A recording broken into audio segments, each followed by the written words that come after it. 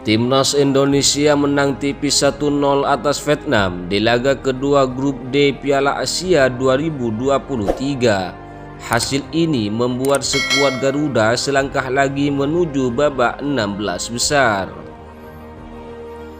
Timnas Indonesia menghadapi Vietnam di Stadion Abdullah bin Khalifa Doha, Qatar pada Jumat 19 Januari 2023. Satu-satunya gol di laga kali ini kreasi Asnawi Mangkualam dari titik putih.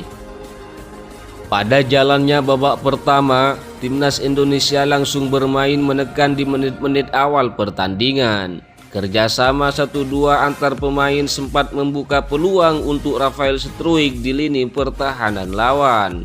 Sayangnya, tembakan kerasnya dari dalam kotak penalti masih mengarah tepat ke penjaga gawang Vietnam. Setelahnya, Timnas Indonesia terus menggempur lini belakang The Golden Star.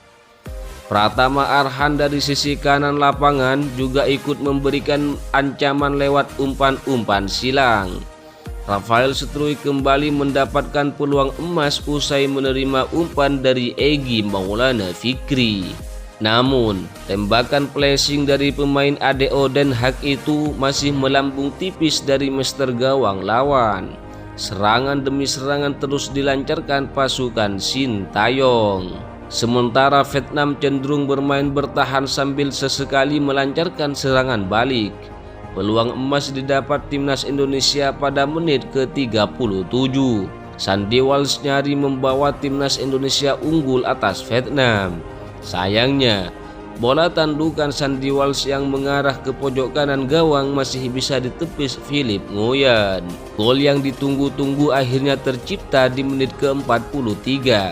Timnas Indonesia mendapat hadiah penalti usai Rafael Struijk mendapat tarikan dari bek lawan.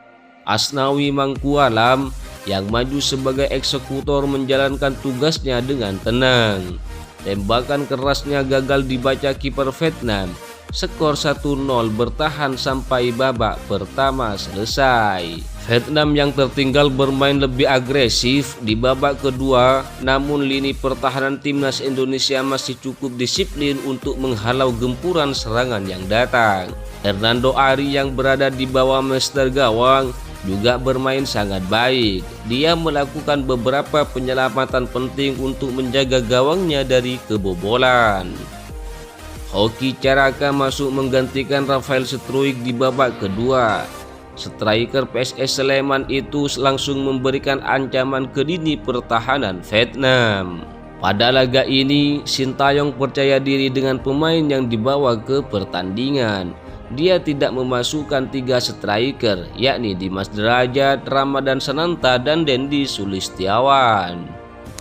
Terlihat pelatih asal Korea Selatan ini sengaja ingin memiliki banyak opsi di lini pertahanan dan gelandang. Taktik ini cukup jitu dan sukses membawa kemenangan Indonesia dengan skor tipis 0-1 di laga ini. Kemenangan Indonesia atas Vietnam menuju Indonesia lolos ke babak 16 besar.